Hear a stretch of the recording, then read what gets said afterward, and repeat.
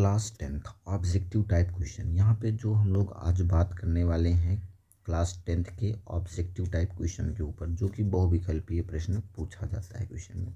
ठीक है ना। इन सारे क्वेश्चन के ऊपर आज हम लोग बात करेंगे। और यहाँ पे जो हम लोग सेट डिस्कस करेंगे 2021 में पूछा गया सेट नंबर 2 है और उसका जो कोड है HL है। तो इस कोड में 2021 में इस कोड के अंदर जो भी क्वेश्चन पूछे गए थे ऑब्जेक्टिव टाइप के, उनको हम लोग डिस्कस करेंगे और देखते हैं कि उसको किस तरीके से हम लोग सॉल्व कर सकते थे।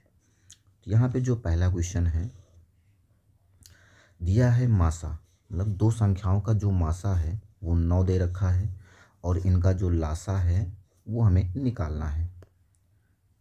ठीक है, चलिए शुरू करते हैं। दो संख्याओं का जो मासा है वो क्या है, 9 है और लासा की वैल्यू फाइंड आउट करनी है। तो एक काम करते हैं, यहाँ पे जो फार्मूला है first number into second number is equal to LCM into HCF। इस फार्मूले की हेल्प से अब यहाँ पे पहला नंबर और दूसरा नंबर किसको माने, ये आपके ऊपर डिपेंड करेगा। इन दोनों में से आप किसी एक को पहला मान लीजिए और बचा हुआ जो नंबर होगा वो तो दूसरा बन ही जाएगा। तो अगर हम लोग 99 को पहला नंबर मान लेते तो ये 99 गुणे 153 हो जाएगा बराबर LCM की वैल्यू मुझे निकालनी है तो उसको हमने x मान लिया है और HCF की वैल्यू आपको क्या दे रखी है, वो 9 है। तो यहाँ से आपको क्या मिल जाएगा, 9। अब 9 का पहाड़ा 11 बार पढ़ेंगे तो 99 मतलब 11 गुणे 153 बराबर में x आ जाएगा। इन दोनों संख्याओं को जब आपस में गुणा करेंगे तो कितना आएगा, 11 का पहाड़ा 3 बार पढ़ेंगे 33 हो जाएगा, 11 का पहाड़ा 5 बार 55, 55 में 3 जोड़ देंगे तो अपने पास 58 हो जाएगा, 11 एकम 11 5 16 हो जाएगा। तो x बराबर कितना मिलेगा आपको, 1683। तो जो x की वैल्यू आएगी वो 1683 आएगा, जिसको हम लोग क्या कहेंगे, LCM कहेंगे। तो आपके पास जो ऑप्शन नंबर डी है वो सही हो जाएगा। सेकंड क्वेश्चन है द्विघात समीकरण 3x² प्लस 5x प्लस 9 बराबर 0 के मूल हैं। अच्छा, इसके मूल मतलब मूल निकालना है। मूल निकालना नहीं है, आपको बताना है कि इसके जो मूल होंगे वास्तविक तथा बराबर होंगे, वास्तविक तथा भिन्न भिन्न होने वाले, वास्तविक नहीं होगा या वास्तविक होगा। तो हम लोग इसको किस तरीके से चेक करते हैं। सबसे पहले आप यहाँ पे क्या निकालेंगे, इसका विविक्तिकर। विविक्तिकर का फार्मूला होता है d बराबर b² माइनस 4ac। यहाँ से अगर आप इसको कंपेयर करेंगे तो a की वैल्यू 3 आएगी, b की वैल्यू 5 हो जाएगी और c की वैल्यू 3 हो जाएगी। जहाँ पर a है वहाँ पे आप क्या लिखेंगे, जहाँ पर b। अगला क्वेश्चन है द्विघात समीकरण 3x² प्लस 5x प्लस 3 बराबर 0 के मूल हैं वास्तविक तथा बराबर, वास्तविक तथा भिन्न भिन्न, वास्तविक नहीं है या वास्तविक है। तो इसको चेक करने के लिए हमको क्या निकालना पड़ेगा, विविक्तिकर। तो ध्यान सुनिए, सबसे पहले आप इसकी तुलना करवाइए द्विघात समीकरण से ax² plus bx plus c बराबर 0 से। तो यहाँ से a की वैल्यू क्या मिल जाएगी, 3, b की वैल्यू 5 और c की वैल्यू 3। ठीक है। अब यहाँ हम लोग विविक्तिकर निकालेंगे जो कि होता है d बराबर b² माइनस 4ac। यहाँ पर b की वैल्यू क्या है, 5 है तो यहाँ 5 का स्क्वायर हो जाएगा माइनस 4, a की वैल्यू 3 है तो 3 और c की वैल्यू भी 3 ही है। यहाँ 5 पचा 25 हो जाएगा, 4 3 12, ये इंटू है, 4 3 12 और 12 दूनी 24, 12 3 कितना हो जाएगा 36। इसको घटाएंगे, 6 में से 5 कम करेंगे 1, 3 में से 2 कम करेंगे 1, जो कि आएगा माइनस। अच्छा, अगर से d की वैल्यू में यहाँ पे ध्यान सुनिए, नोट पॉइंट, अगर से d की वैल्यू 0 से छोटी है तो मूल आपके पास क्या निकल करके आएंगे, काल्पनिक होने वाले हैं। कैसे आएंगे, काल्पनिक। अगर d की वैल्यू ग्रेटर देन 0 है तो मूल वास्तविक होगा। कैसा होगा, वास्तविक होगा और साथ में भिन्न भिन्न भी होने वाला है, भिन्न भिन्न होगा। ठीक है ना। तीसरा पॉइंट, अगर d बराबर 0 हो जाए तो मूल आपके पास बराबर होगा और कैसा होगा, वास्तविक होगा, बराबर और वास्तविक होने वाला है। लेकिन यहाँ पर d की जो वैल्यू है वो 0 से छोटी है। अगर 0 से छोटी है तो यहाँ पर जो इसके मूल होंगे काल्पनिक होंगे। अब यहाँ सुनिए, वास्तविक और बराबर ये तो नहीं होगा, वास्तविक तथा भिन्न भिन्न, ये भी नहीं होने वाला। वास्तविक नहीं होगा, इसका मतलब क्या होगा, काल्पनिक होगा। तो ऑप्शन नंबर कौन सा सही होगा, सी। चलिए क्वेश्चन नंबर 3 क्या है, बिंदुओं -1, 3 तथा 5, 2 के बीच की दूरी। दो बिंदुओं के बीच की दूरी आपको निकालनी है। तो आपके पास पहला पॉइंट -1, 3 है और दूसरा पॉइंट 5, 2 है। दो बिंदुओं के बीच की दूरी निकालने के लिए जो फार्मूला है, x1 - x2 का होल स्क्वायर और y1 - y2 का होल स्क्वायर।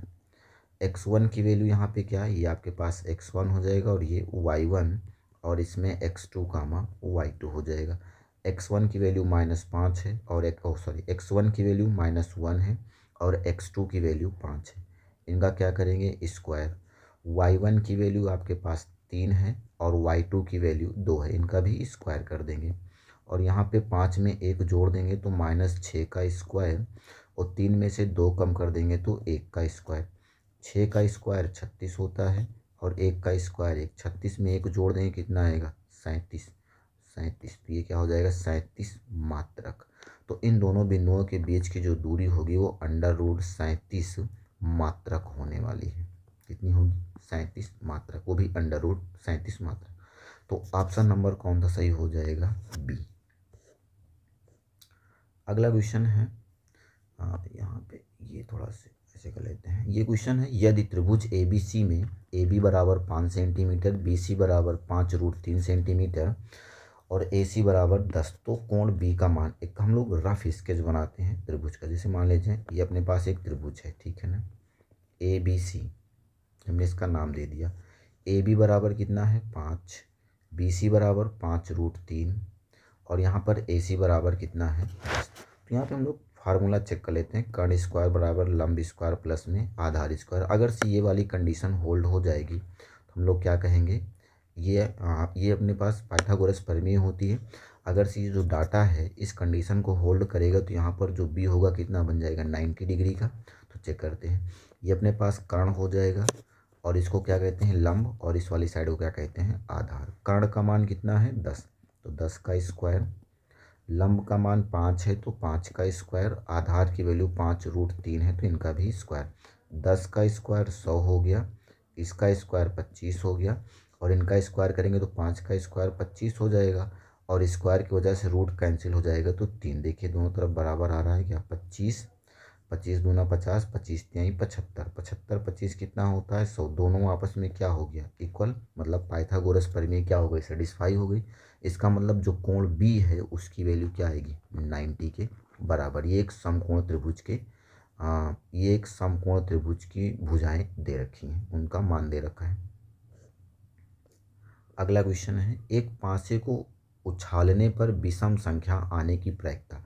अगर एक पासे को उछालने पर विषम संख्या आने की प्रायिकता होगी तो पासे पे कौन कौन से नंबर होते हैं, 1 होता है, 2 होता है, 3 होता है, 4 होता है, 5 और 6 होता है। अब इसमें विषम संख्या कौन सी है आपके पास, विषम संख्या आपके पास 1 हो जाएगी, 3 हो जाएगी, 5 हो जाएगी, ठीक है ना। तो इसको हम लोग ई बना लेते हैं। तो पी का मतलब ये है कि अपने पास विषम संख्या टोटल कितनी है, 3, 1 2 3 और कुल संख्याएं कितनी होती पासे पर, 6। तो 3/6, 3 1 कम 3, 3 दूना 6, मतलब 1/2। तो 1/2 ऑप्शन नंबर सी सही हो जाएगा। एक ठोस अर्धगोले का कुल पृष्ठीय क्षेत्रफल होता है। ये आपके पास एक गोला हो गया है, ये गोले की त्रिज्या हो गई है, ठीक है ना, आर। अच्छा, यहाँ से आपको कई चीज़ें पूछ लेता है। तो यहाँ पे देखिए, पहले तो कुल पृष्ठीय क्षेत्रफल पूछा है तो कुल पृष्ठीय क्षेत्रफल होता है 3πr²। अगर से आपके पास पृष्ठीय क्षेत्रफल केवल पूछता है, क्या चीज़, पृष्ठीय क्षेत्रफल, तो ये आपके पास होता है 2πr²। अब वो फार्मूले हैं जिन्हें आपको ध्यान में रखना है। कुल पृष्ठीय क्षेत्रफल की बात करेगा कुल पृष्ठीय क्षेत्रफल आपके पास कुल पृष्ठीय क्षेत्रफल 3πr² के बराबर होता है। अगर आयतन पूछ लिया होता है इसका तो आपके पास 2/3πr³ होता है। तो ये तो आयतन हो गया है, ये अपने पास पृष्ठीय क्षेत्रफल हो गया है और ये क्या हो गया है, कुल पृष्ठीय क्षेत्रफल। तो ऑप्शन नंबर बी क्या हो जाएगा, सही हो जाएगा। अब तीनों में से कोई एक चीज़ पूछ सकता है, तो आपको ये तीनों चीज़ें ध्यान होनी चाहिए। ये गोला की बात कर रहा है, गोला गोला सॉरी वो ये गलत हो गया ना पूरा फिगर।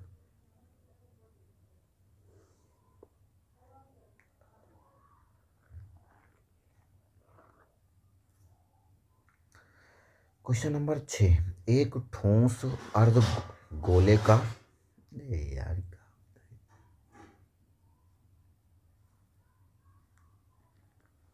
क्वेश्चन नंबर 6, एक ठोस अर्धगोले का कुल पृष्ठीय क्षेत्रफल होगा। तो अर्धगोले की बात कर रहा है, तो ये आपके पास अर्धगोला हो गया, ठीक है ना। ये अर्धगोले का केंद्र हो गया, ये त्रिज्या हो गई। तो अर्धगोले का पृष्ठीय क्षेत्रफल पहले बात कर लेते हैं। अर्धगोले का पृष्ठीय क्षेत्रफल होता है 2πr²। दूसरा, इसका कुल पृष्ठीय क्षेत्रफल कितना होता है,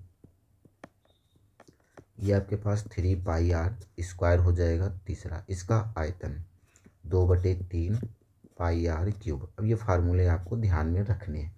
तो देखिए आपसे क्या पूछा गया, कुल पृष्ठीय क्षेत्रफल। कुल पृष्ठीय क्षेत्रफल कितना होता है 3πr², तो ऑप्शन नंबर बी सही हो जाएगा। अगला क्वेश्चन है, द्विघात समीकरण x² + 2x + 3/2 = 0 विविक्त कर निकालना है। तो एक काम करिए, यहाँ पे 2 है ना, इस समीकरण को 2 से गुणा कर दीजिए। अगर आप 2 से गुणा करेंगे, पहले तो यहाँ देखिए आपके पास जो समीकरण उसको हम लिख लेते हैं। x² 2x 3/2 = 0। हम इसको क्या करेंगे, 2 से गुणा करेंगे। जब 2 से गुणा करोगे तो x² 2x 3/2 बराबर में 0 × 2 0 हो जाएगा। इसको 2 से गुणा करेंगे, 2x² हो जाएगा, यहाँ पे 4x हो जाएगा, यहाँ पर 6/2 बराबर में 0।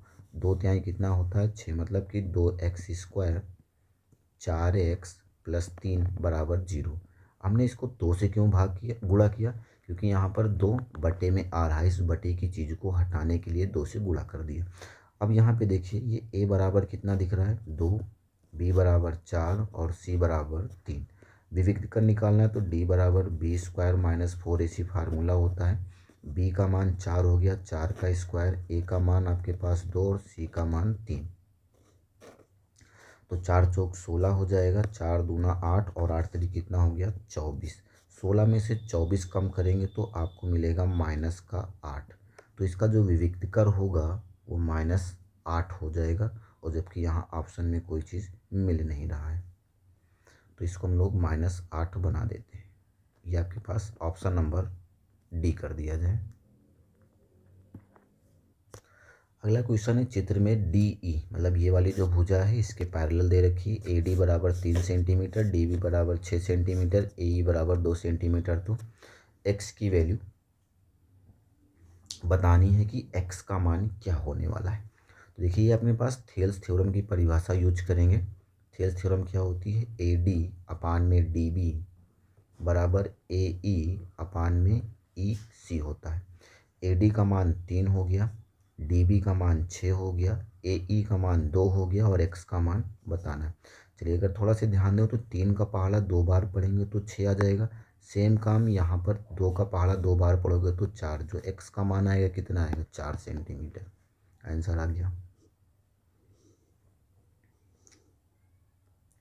अगला क्वेश्चन है, यदि tan थीटा बराबर 1 तो 2 sin theta into cos theta की वैल्यू। सबसे पहले यहाँ ध्यान सुनिए, tan थीटा बराबर कितना है 1। tan की टेबल में कितने का मान 1 होता है, tan 45 की वैल्यू, तो थीटा बराबर कितना मिलेगा 45 डिग्री। अब आपको मान किसका बताना है, 2 sin theta into cos theta का। तो 2 हो गया, sin 45 हो जाएगा, और साथ में कितना आएगा cos 45। यहाँ से आपको cos 45 मिलेगा। साइन 45 की वैल्यू 1/√2 होती, cos 45 की वैल्यू भी 1/√2 होती। 2 का 1 के साथ गुणा करेंगे 2 हो जाएगा, फिर गुणा कर देंगे तो 2। √2 गुणे √2 मतलब ये कैंसिल हो जाएगा, तो वैल्यू कितनी आएगी 1। तो ऑप्शन नंबर डी सही हो जाएगा। अगला क्वेश्चन है, 14 सेंटीमीटर त्रिज्या वाले एक वृत्त का क्षेत्रफल होगा जिसका कोण 36 डिग्री है। 14 सेंटीमीटर त्रिज्या वाले एक वृत्त का क्षेत्रफल होगा जिसका कोण 36 डिग्री। यहाँ पे वृत्त खंड अगला क्वेश्चन, 14 सेंटीमीटर त्रिज्या वाले एक वृत्त के त्रिज्या खंड का क्षेत्रफल होगा जिसका कोण 36 डिग्री। तो एक काम करते हैं हम लोग, एक त्रिज्या खंड बनाते हैं। ये वृत्त हो गया, ये इसका त्रिज्या खंड हो गया। यहाँ पर आपको 36 डिग्री दे रखा है और त्रिज्या कितनी है आपके पास, 14 सेंटीमीटर। तो आपको निकालना है त्रिज्या खंड का क्षेत्रफल, मतलब ये इसका क्षेत्रफल। ये बताइए, इसका क्षेत्रफल निकालने के लिए फार्मूला क्या होता है, पाई आर स्क्वायर थीटा बटे में 360। पाई बटे में 360 कर लिया जाए। आर का मान 14 का स्क्वायर हो जाएगा, थीटा का मान आपके पास 36 है, तो यहाँ पे आपके पास 36 हो जाएगा। इसको सरल करना है, 36 का पहाड़ा 10 बार पढ़ेंगे तो 310, तो यहाँ पे बचेगा 10। पाई का मान कितना होता है, 22/7, तो यहाँ पे 22/7 हो गया। 7 में 10 पहले से रखा हुआ है तो 10 पहले हमने नोट कर ली।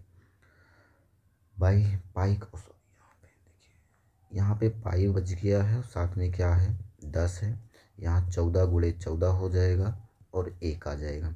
पाई का मान कितना होता है, 22/7, साथ में 1/10, 14 गुणे में 14, 7 दून कितना होता है 14, 22 दूना कितना हो जाएगा 44, गुणे में 14 बटे में 10। 14 का पहाड़ा 4 बार पढ़ेंगे, 14 चौको 56 होता है, हासिल 5 आ जाएगी, 14 चौको 56 हो गया। अगर 56 में हम लोग 5 जोड़ेंगे तो 61 आएगा और बटे में 10। अगर आप 0 हटाएंगे नीचे से तो 61.6 सेंटीमीटर स्क्वायर आ जाएगा। तो ऑप्शन नंबर बी सही हो जाएगा।